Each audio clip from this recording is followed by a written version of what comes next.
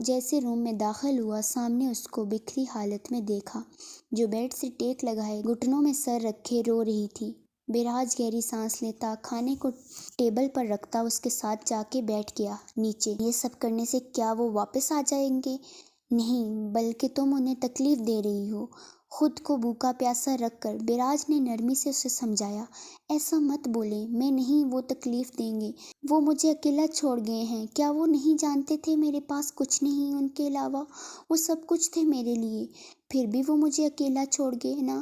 رافعہ شدت سے روتے ہوئے شکوہ کیا تھا۔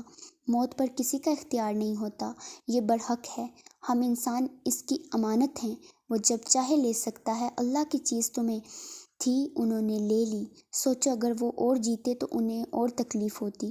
وہ جس کنڈیشن میں تھے، جتنی تکلیف میں تھے، اللہ پاک نے انہیں مزید تکلیف سے پہلے سکون دے دیا۔ اللہ پاک تو 70 ماؤں سے بھی زیادہ اپنے بندے سے محبت کرتا ہے۔ دیکھو انہوں نے دادا کو مزید تکلیف سے بچا لیا۔ اب تم پلیز رونا بند کرو، ان کی آخرت کے لیے دعا کرو، ان کے لیے قرآن پاک پڑھو جس سے انہیں سکون ملے، اور تم بھی کچھ کھا لو پلیز، میری بات نہیں مانو گی؟ بیراج نے بہت اچھے پیار سے اسے سمجھایا۔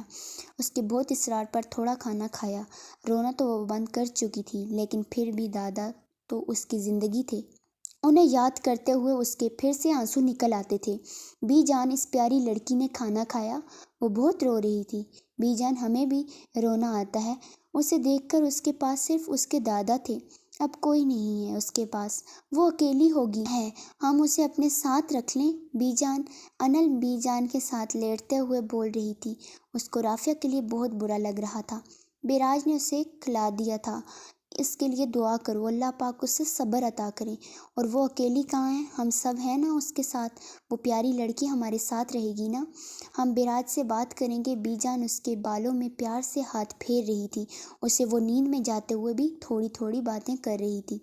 سر، وہ کچھ دنوں سے گھر سے باہر نہیں نکلی ہے، اس کے باپ نے گھر کی باہر سیکیورٹی فورس لگائی ہوئی ہے، شاید اسے کوئی ڈر ہے۔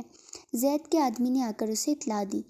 شٹ، کیسے ملوں میں اسے؟ یہ سب اس ڈی اے کی وجہ سے ہوا، اسے تو میں نہیں چھوڑوں گا۔ انل، حیات صرف میری ہے، صرف میری، اس سے ملنے کا کوئی راستہ اختیار کرنا پڑے گا۔ زید گہری مسکراہٹ سے بولا، آج کل دریان حیدر خان کا کافی آنا جانا ہے وہاں، مجھے کچھ اور بات لگتی ہے، تم سمجھ رہے ہو نا میں کیا بولنا چاہ رہا ہوں؟ ظفر نے شیطانی مسکراہٹ سے کہا، دریان حیدر خان وہ کون ہے؟ اب پتہ لگواؤ اس کا کیوں ہو رہا ہے اتنا آنا جانا وہاں، اور انل کیا کر رہی ہے آج کل، اس کی روٹین کیا ہے؟ زید سوچ میں پڑ گیا۔ دریان کا سنتے وہ بے چین ہو گیا تھا۔ کیا کھا رہی ہو چڑیل؟ حنان باہر سے تھکا ہوا آیا تھا، اس کے ساتھ صوفے پر بیٹھ گیا۔ کھا نہیں، پی رہی ہوں، وہ بھی یہ ملک شیک، تم پیو گے؟ ظفر نے منہ بناتے ہوئے کہا، پھر کچھ سوچ کر حنان کی طرف اپنا ملک شیک کیا۔ اس مہربانی کی وجہ پوچھ سکتا ہوں؟ اس دن بڑی مشکل سے زندہ بچ کر آیا ہوں، اب تم سے ڈر لگتا ہے جنگلی چڑیل؟ حنان نے آئی برو اچکاتے ہوئے اس کی طرف دیکھا تھا۔ کیا تم سچ میں مجھ سے ڈرنے لگے ہو؟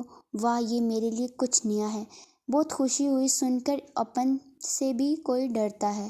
اب ظفر نے خوشی سے خود کو داد دی۔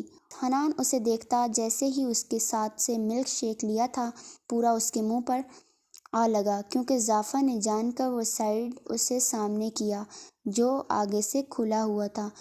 جیسے حنان نے پکڑا، ظفر نے زور دیا اور اس بیچارے کا منہ کپڑے خراب ہو گئے۔ حنان غصے میں اٹھ کھڑا ہوا۔ ظفر ہنستے ہوئے اپنی ٹوٹی پھوٹی انگلش میں بولی، جو اسے حنان کے ساتھ رہتے تھوڑی بہت سیکھ لی تھی۔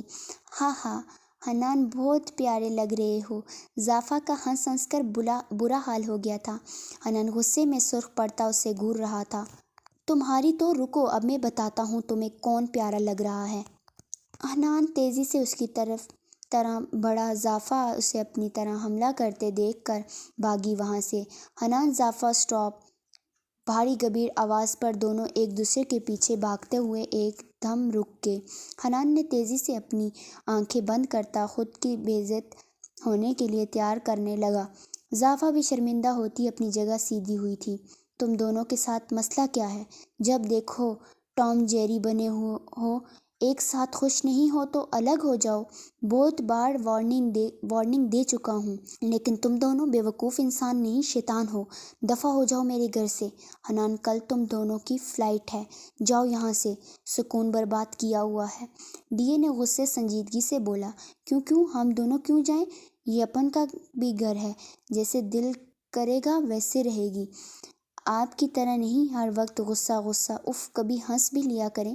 زعفر نے منہ بناتے ہوئے کہا۔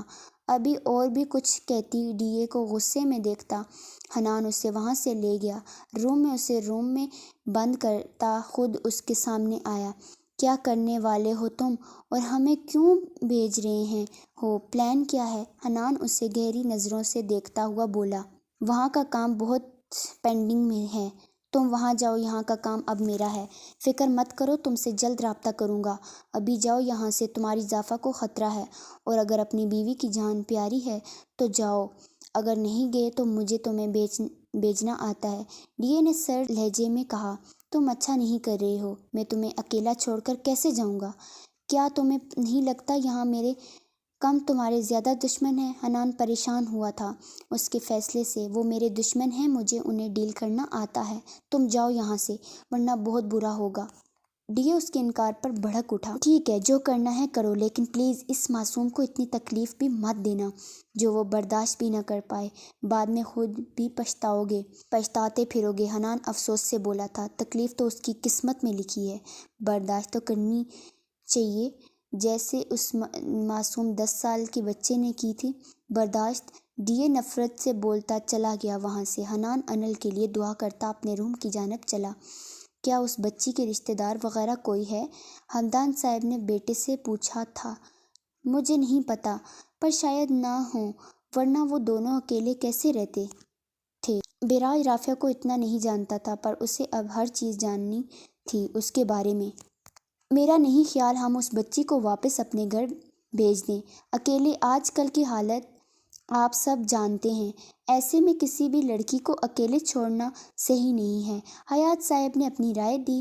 وہ خود ایک باپ تھے، وہ رافعہ کے دکھ کو سمجھ سکتے تھے۔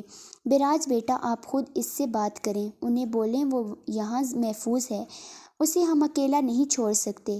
آپ کے ساتھ تو وہ کام کر چکی ہے، بہت پیاری بچی ہے، دیکھنے میں بھی کوئی چالاک یا بری لڑکی نہیں لگتی، بہت معصوم پیاری ہے۔ بی جان نے بھی مشورہ دیا۔ ہم آپ سب سے کچھ کہنا چاہتے ہیں، اور میں چاہتا ہوں آپ سب میرے اس فیصلے میں میرا ساتھ دیں۔ بیراج نے کچھ سوچتے ہوئے کہا، وہ جانتا تھا رافعہ کبھی اس کے گھر میں رہنے کے لیے نہیں مانے گی، پر وہ اسے اب اکیلے کہیں پر بھی نہیں رہنے دینا چاہتا تھا، اس لیے اس نے بہت سوچ کر اپنے دل کی بات مان لی، جو ہمیشہ سے اپنے دل کی بات کو جھٹکتا ہوا آیا تھا۔